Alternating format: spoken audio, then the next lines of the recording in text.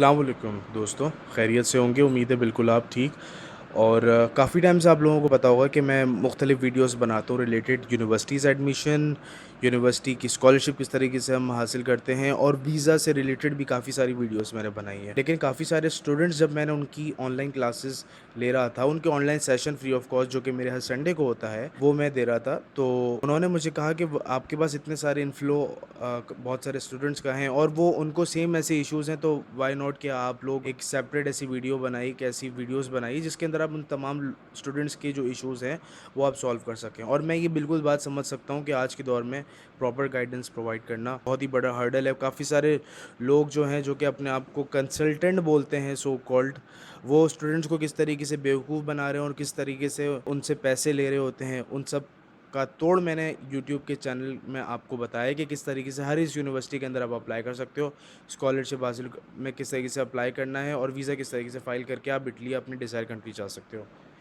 तो ये सारी चीज़ें थी, तो मैं आज के दिन कुछ क्वेश्चंस आपके सामने पढ़ूँगा और ये तमाम वो क्वेश्चंस थे जो कि मुख्तलिफ़ मुझे रिसीव हुए थ्रू इंस्टाग्राम और मुझसे रिक्वेस्ट की गई है कि इसका एक डिस्क्रिप्टिव आंसर दे सकें, क्योंकि मेरे पास इतना जब से मेरा हाथ सही हुआ है तो थोड़ा-सा मैं बिज़ी रहने लगा हूँ इन ऑफ़िस वर्क और ऑब्वियसली घर के कुछ काम्स होते हैं इस वजह से। तो इतने फ्रीक्वेंटली मैं वीडियोज़ नहीं बना पा रहा हूँ क्योंकि सेशंस भी बिल्कुल एंड हो चुका है इटली का।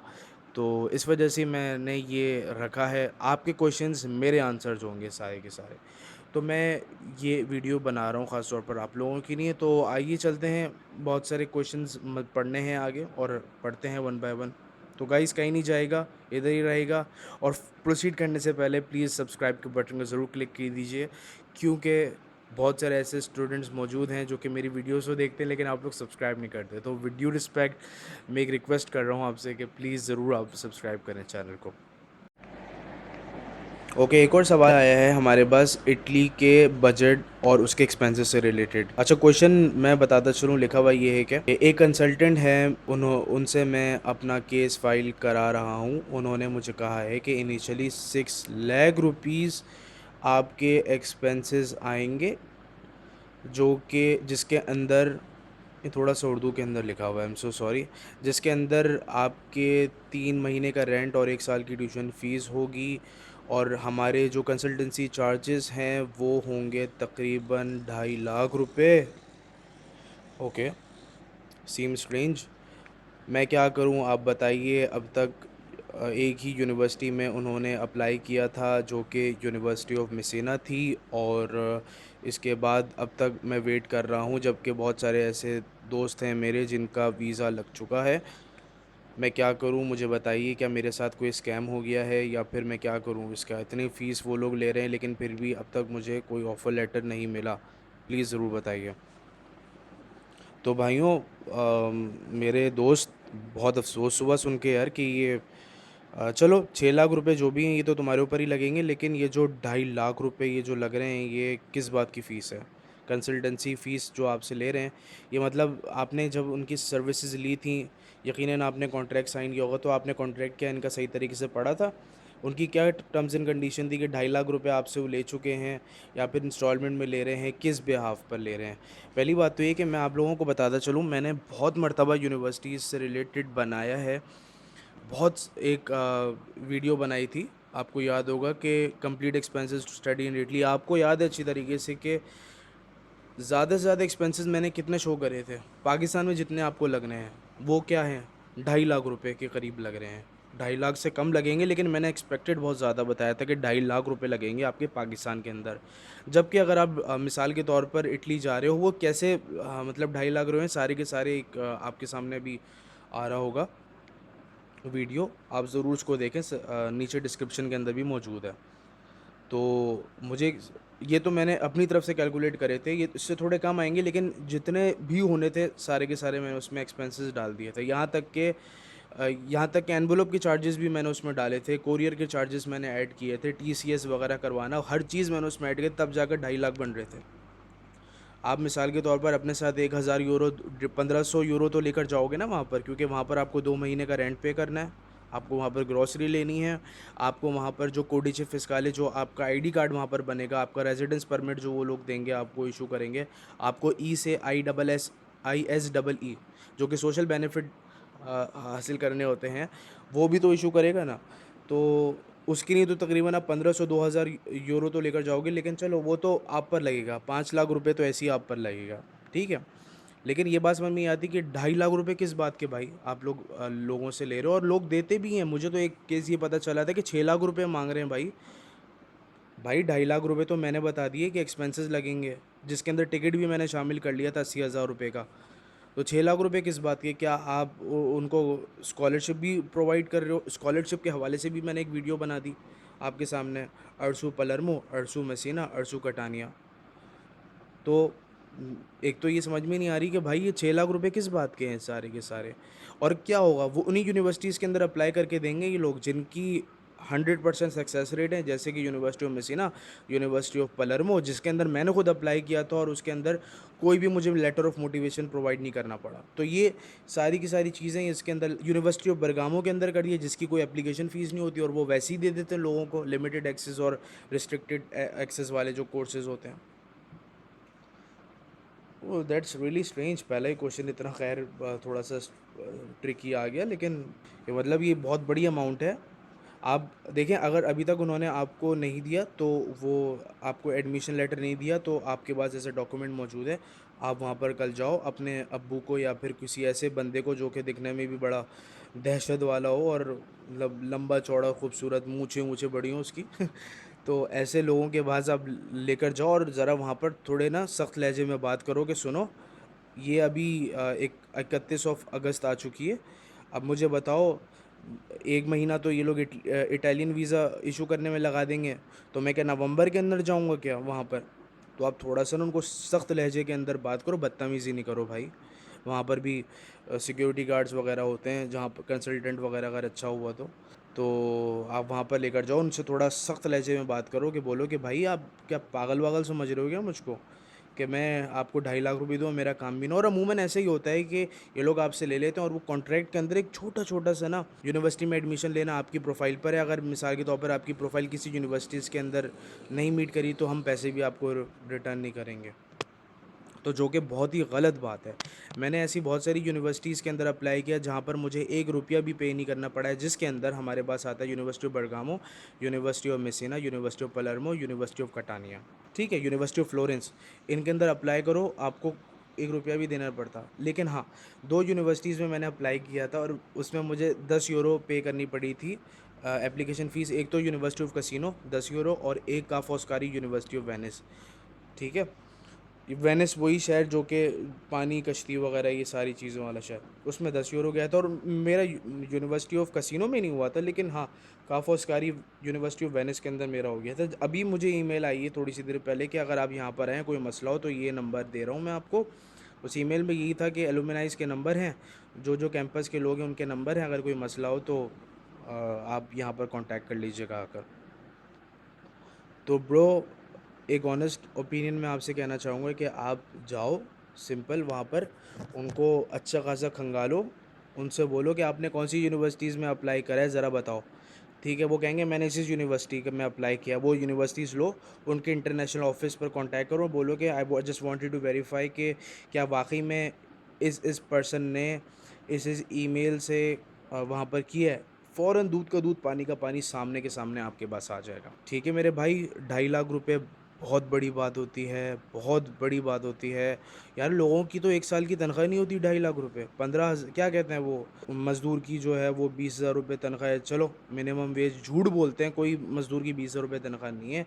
12-12 हज़ार, 15-15 हज़ार के ऊपर भी मज़दूर काम कर रहे होते हैं, ठीक है? जो उनको दिहाड़ी मिल रही होती है, 1 महीने की एक तनख्वाह बोल दो, दिहाड़ी बोल दो, जो कि हर दिन मिल रही होती है वो 20 मल्टीप्लाई बाय 12, मतलब 2,40,000 रुपये। तो आप देखो यार, मजाक नहीं है ये कि 4-5 महीने का प्रोसेस, उंगली पर प्रोसेस जो होना है उसके लिए आप 2.5 लाख रुपए ले रहे हो।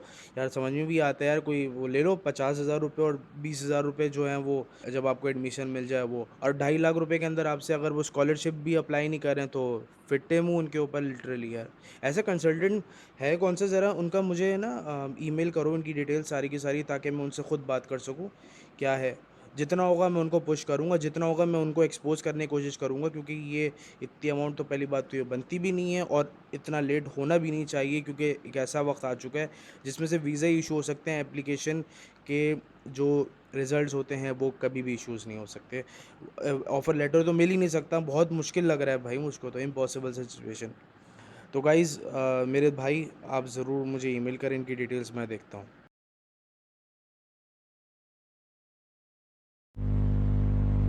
क्या स्टडी इन टर्की करना सही होगा हमारे लिए? देखें, ये बहुत अच्छा सवाल पूछा गया है आपकी तरफ से। और स्टडी इन टर्की से रिलेटेड मैंने जैसे पहले भी बताया था कि टर्किश यूनिवर्सिटीज़ जो होती हैं वो यूरोपियन यूनिवर्सिटीज़ के बिल्कुल ऑलमोस्ट पार उनकी वैल्यू होती है, यानी कि उनके जो ECTS क्रेडिट आवर सिस्टम हो रहा होता है वो all over the European union acceptable है। लेकिन इसके साथ साथ मैं एक बात बताता चलूँ, टर्किश गवर्नमेंट बहुत सारी ऐसी स्कॉलरशिप्स प्रोवाइड करती हैं, जैसे कि तुर्की बुर्सारी स्कॉलरशिप, और अभी उनका तुर्की बुर्सारी स्कॉलरशिप और इस्लामिक डेवलपमेंट बैंक की जॉइंट स्कॉलरशिप थी, वो भी उन्होंने इंट्रोड्यूस करी थी फर्स्ट टाइम। तो ये 2 तरीके हैं जिसके ज़रिए आप स्टडी इन टर्की से जा सकते हैं। टर्की में इसमें कोई शक नहीं कि दूसरे कंट्रीज़ के बहुत ही मिनिमम एब्सोल्यूट एडवांटेज मैं कहूँगा ट्यूशन फ़ीस है उनकी, क्योंकि बहुत ही अफोर्डेबल ट्यूशन फ़ीस वो लोग प्रोवाइड करते हैं।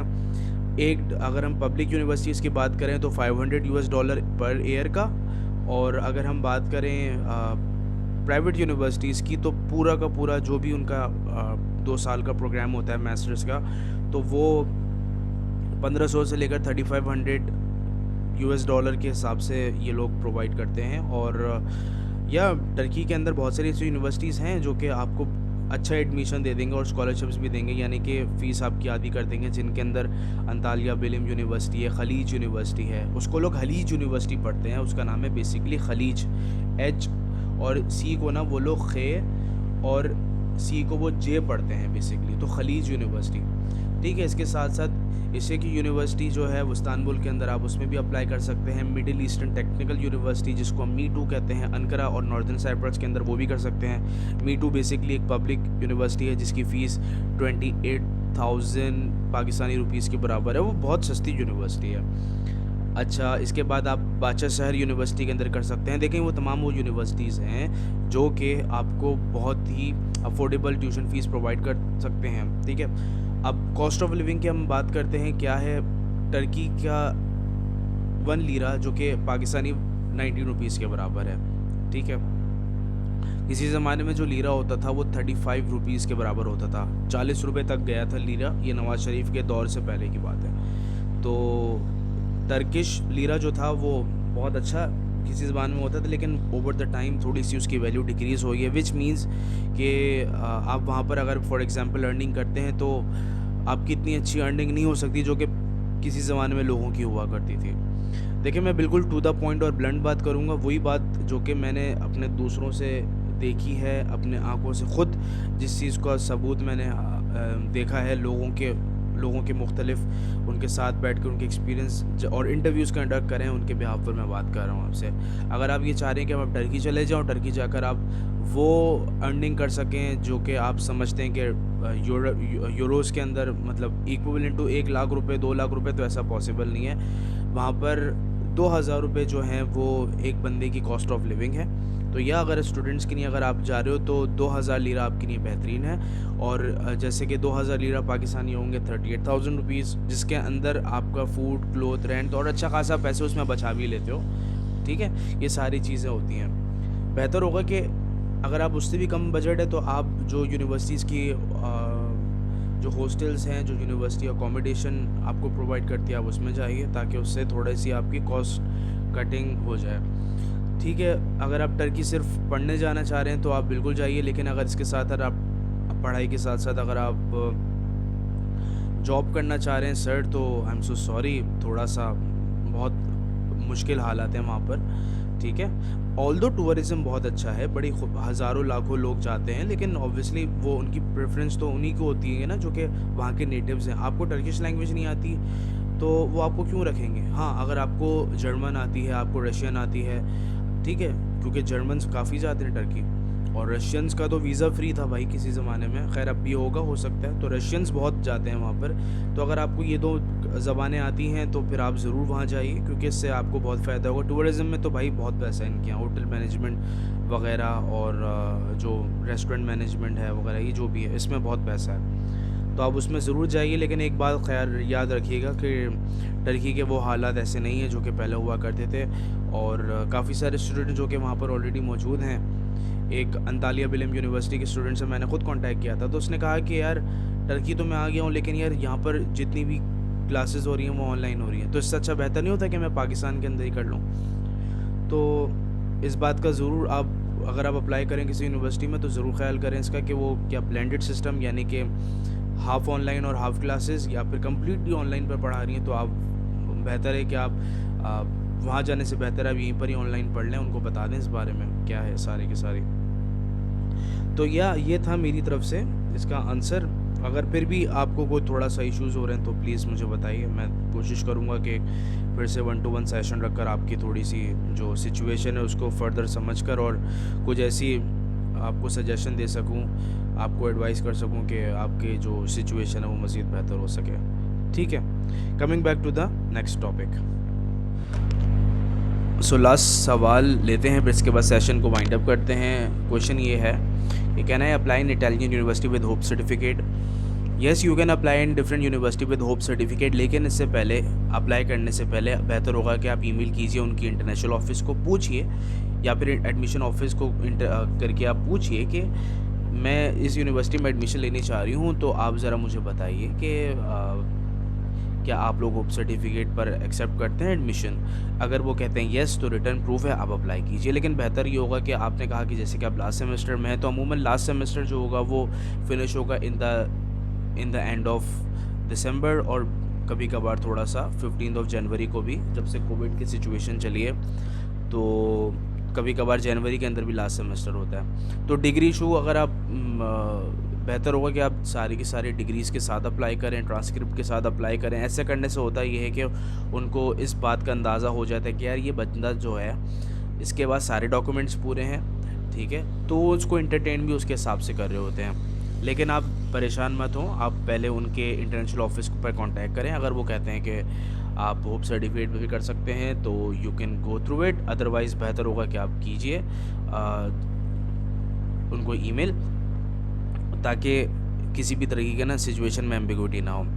अब बात करते हैं कि आप अप्लाई करने से पहले ना, जब आप ट्रांसक्रिप्ट करें कि नहीं अप्लाई करें, तो आप, बेहतर होगा कि आप एक सर्टिफिकेट अपनी यूनिवर्सिटी की तरफ से इशू करवा दें, जिसको हम कहते हैं बोनाफाइड सर्टिफिकेट। यानी कि मैं शाहज़ेब पढ़ रहा हूँ लास्ट सेमेस्टर के अंदर, ठीक है, उसमें ये लिखवाइए कि मैं पढ़ रही हूँ लास्ट सेमेस्टर के अंदर, और ये है कि और ये मेरा लास्ट सेमेस्टर है, मेरे तमाम ड्यूज़, तमाम सेमेस्टर के कोर्सेज़ वो सब क्लियर हैं, और मैं बहुत ही जल्द ग्रेजुएट हो जाने वाली हूँ। तो ऐसा करने से होगा क्या कि उनको एक तरह का एक अच्छा इंप्रेशन पड़ेगा कि यस, ये बच्चा भले ये लास्ट सेमेस्टर में है, लेकिन यूनिवर्सिटी की तरफ से अश्योरिटी मिल गई है कि ये बच्चा बहुत जल्द ग्रेजुएट हो जाएगा, और हम उसको degree first come on priority provide कर देंगे।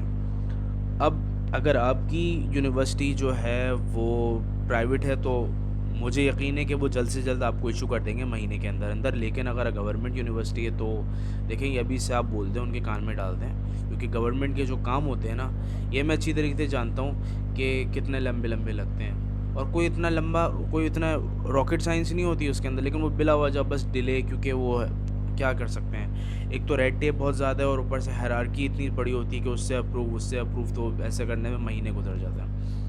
तो मैं ये कहना चाह रहा हूँ कि आप मेहरबानी फरमाकर उनको अभी से कान में डाल दें कि भाई अनऑफिशियल ट्रांसक्रिप्ट और डिग्री मुझे इशू करें, बोनाफाइड सर्टिफिकेट इशू करें, और मैं इस यूनिवर्सिटीज़ में अप्लाई कर रही हूँ, वगैरह वगैरह। तो ये था मेरी तरफ से जवाब आपका। तो गाइस, अब वाइंड अप करते हैं। उम्मीद है आप लोगों को सारी चीज़ें समझ में आ गई होंगी, और ये जितनी भी चीज़ें मैंने आपको बताई हैं, गाइडेंस मैंने आपको दी है, और जितनी भी एडवाइस आपको प्रोवाइड की गई है, वो एज़ एन एल्डर ब्रदर मैं आप लोगों को दे रहा हूँ, क्योंकि मैं अच्छी तरीके से समझ सकता हूँ कि जिस एज से आप लोग गुजर रहे हैं, उस एज के अंदर किस तरीके से स्टूडेंट्स को डिफ़िकल्टीज़ फेस होती हैं, क्योंकि मैं सेम आपकी ही इस स्टेज से मैं बहुत पहले गुजर चुका हूँ। एट दैट टाइम मैंने रियलाइज़ किया था कि यार जिस प्रॉब्लम से मैं गुज़र रहा हूँ, यार इस प्रॉब्लम से दूसरों को मैं गुजरने नहीं दूंगा और चाहूँगा कि उनकी मैं हेल्प कर सकूँ।